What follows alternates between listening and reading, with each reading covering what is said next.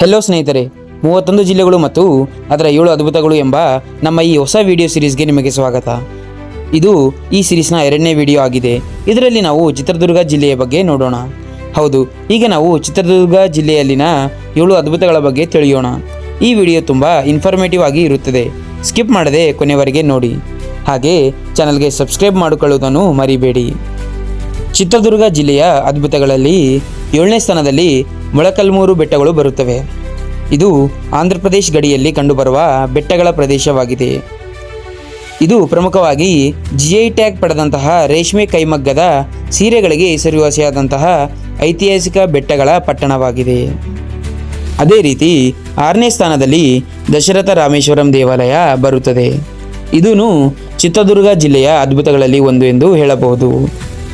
ಇದರ ಒಂದು ಪ್ರಾಮುಖ್ಯತೆ ಏನೆಂದರೆ, ಇದು ಪೌರಾಣಿಕವಾಗಿ ರಾಮಾಯಣದೊಂದಿಗೆ ಸಂಬಂಧವನ್ನು ಹೊಂದಿದೆ. ಅದೇ ರೀತಿ ಇಲ್ಲಿನ ಪ್ರಮುಖ ಆಕರ್ಷಣೆ ಎಂದರೆ ಅಲ್ಲಿನ ನಿಸರ್ಗವೇ ಆಗಿದೆ. 5ನೇ ಸ್ಥಾನದಲ್ಲಿ ಹಿಡಿಂಬೇಶ್ವರ ದೇವಾಲಯ ಬರುತ್ತದೆ.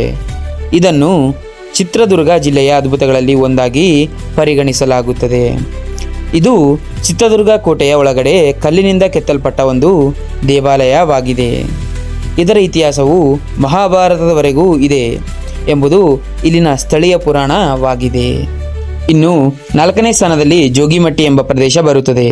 ಇದು ಚಿತ್ರದುರ್ಗ ಜಿಲ್ಲೆಯ ಒಂದು ಅದ್ಭುತವಾಗಿದೆ. ಇದರ ಒಂದು ಪ್ರಾಮುಖ್ಯತೆ ಎಂದರೆ ಇದು ವನ್ಯಜೀವಿ ಅಭಯಾರಣ್ಯವಾಗಿದ್ದು ಅದ್ಭುತ ನೈಸರ್ಗಿಕ ತಾಣ, ಜಲಪಾತಗಳನ್ನು ಹೊಂದಿದ್ದು ಪ್ರವಾಸಿಗರನ್ನು ಆಕರ್ಷಿಸುತ್ತದೆ. 3ನೇ ಸ್ಥಾನದಲ್ಲಿ ವಾಣಿ ವಿಲಾಸ ಸಾಗರ ಅಣೆಕಟ್ಟು ಬರುತ್ತದೆ. ಇದೂ ಒಂದು ಚಿತ್ರದುರ್ಗದ ಅದ್ಭುತವಾಗಿದೆ. ಇದನ್ನು ಮೈಸೂರಿನ ಒಡೆಯರು ನಾಲ್ವಡಿ ಕೃಷ್ಣರಾಜ ಒಡೆಯರ್ನವರು 1897ರಿಂದ 1907ರ ನಡುವೆ ನಿರ್ಮಾಣ ಮಾಡಿಸಿದರು. ಇದು ವೇದಾವತಿ ನದಿಗೆ ಅಡ್ಡಲಾಗಿ ನಿರ್ಮಾಣ ಮಾಡಲಾಗಿದೆ. 2ನೇ ಸ್ಥಾನದಲ್ಲಿ ಚಂದ್ರವಳ್ಳಿ ಗುಹೆಗಳು ಬರುತ್ತವೆ. ಇವು ಚಿತ್ರದುರ್ಗದ ಅದ್ಭುತಗಳಲ್ಲಿ ಒಂದು. ಇವು 3 ಬೆಟ್ಟಗಳಿಂದ ಸುತ್ತುವರೆದ ಪ್ರಾಚೀನ ಗುಹೆಗಳಾಗಿವೆ.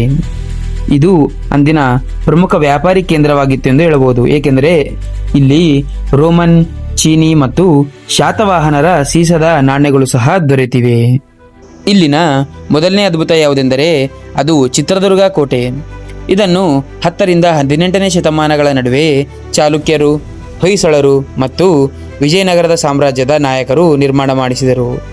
ಇದನ್ನು ಕಲ್ಲಿನಿಂದ 7 ಸುತ್ತಿನಲ್ಲಿ ನಿರ್ಮಾಣ ಮಾಡಲಾಗಿದೆ. ಇದು ಈ ಜಿಲ್ಲೆಯ ಪ್ರಮುಖ ಆಕರ್ಷಣೆಯ ಕೇಂದ್ರವಾಗಿದೆ.